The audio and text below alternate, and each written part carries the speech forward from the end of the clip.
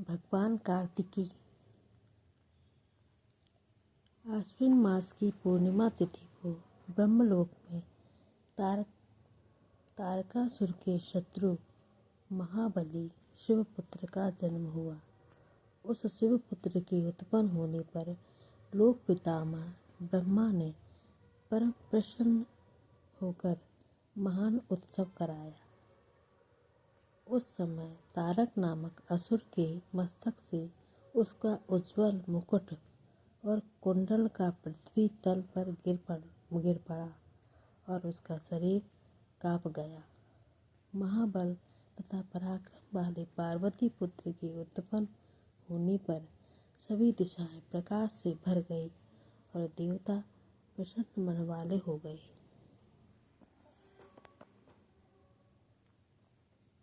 ब्रह्मलोक में पार्वती के पुत्र को उत्पन्न हुआ जानकर भगवान नारायण ने वहां आकर आदर पूर्वक उसे देखा।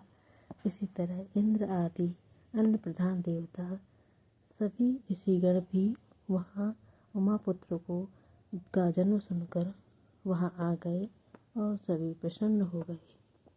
शिव जी का यह पुत्र कृतिकाओं के गर्भ से उत्पन्न होने के कारण तीनों लोकों में कार्तिकेय नाम से विख्यात होगा, क्योंकि वे कृतिकाएं संख्याओं में 6 कही गई हैं।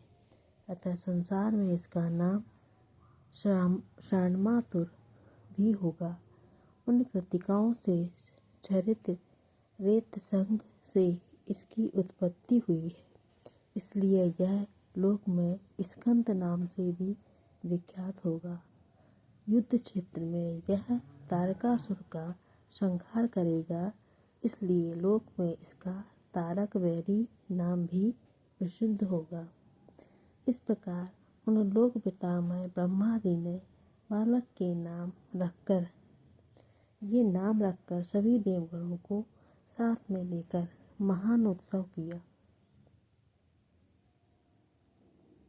तारकासुर से पीड़ित सभी देवी देवता अपने अपने कार्य सिद्ध करने के उद्देश्य से पदयोगी ब्रह्मादि से कहने लगे, तीनों लोकों के नाथ ये प्रभु, तीनों लोकों के नाथ ये शिवपुत्र कार्तिकेय जब तक स्वयं संग्राम में तारकासुर का वध नहीं कर देते तब तक आप इनके माता पिता से इनका परिचय मत कराइए, क्योंकि यदि पुत्र स्नेह के वशीभूत होकर भगवती पार्वती अथवा भगवान सदाशिव अपने पुत्र को रण में भेजना नहीं चाहेंगे, तब हम लोग क्या करेंगे। अतः प्रभु संग्राम में तारक नामक दैत्य का शीघ्र ही संहार हो जाने के उपरांत ही पुत्र के जन्म के विषय में हम माता पार्वती और शिव को बताएंगे।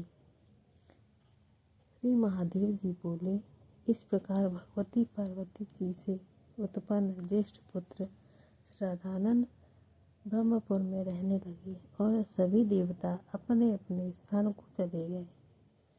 मुनि श्रेष्ठ तारकासुर का वध करने वाली महाबाहु भगवती पुत्र कार्तिकेय का जिस प्रकार प्रादुर्भाव हुआ उत्पन्न हुए, यह सब मैंने आपसे कह दिया। जो लोग गिरिजा पुत्र के जन्म के प्रसंग से युक्त इस अध्याय को भक्ति पूर्वक पढ़ाते हैं तथा सुनते हैं, उन्हें पाप से कोई भी भय नहीं रह जाता। जिसके पास पुत्र नहीं है वह गिरिजा पुत्र की उत्पत्ति के प्रसंग वाले इस अध्याय को समाहित चित्त से सुनकर उसी गिरिजा पुत्र कार्तिकेय के तुल्य सभी सद्गुणों से युक्त सदाचारी पुत्र उत्पन्न करने में समर्थ होता है। भगवान कार्तिकेय का वाहन मयूर वाहन था। उन महातेजस्वी कार्तिकेय को तारकासुर का वध करने के लिए स्वर्ण परिष्कृत एक शक्ति भी प्रदान की, जिसकी आभा करोड़ों सूर्य के समान थी। उसके समान महाशक्ति तीनों भुवनों में नहीं। इस कारण शिवपुत्र कार्तिकेय शक्तिघर यह नाम भी प्राप्त करेगा। उनका नाम शक्तिघर भी था। सब लोग पितामह ब्रह्मादि से ने सारी देव सेना की रक्षा के लिए कार्तिकेय को सेनापति बनाकर युद्ध भूमि में भेजा। वे महाबली पराक्रमी कार्तिकेय जी ब्रह्मा जी को साष्टांग प्रणाम कर तथा उस भयावह शक्ति को लेकर मयूर वाहन पर आरूढ़ चढ़ गए।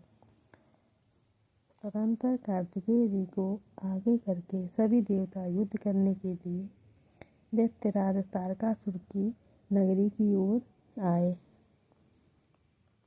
उसके बाद आते हुए उन देवताओं के घोर कोलाहल को सुनकर अपने असुर समूह के साथ दैत्यराज युद्ध के लिए तत्पर हुआ। वह दुर्धर्ष दैत्यराज अगणित घुड़सवारों और पैदल सिपाहियों के साथ हजारों हाथी घोड़े लेकर युद्ध के लिए व्यवस्थित हो गया।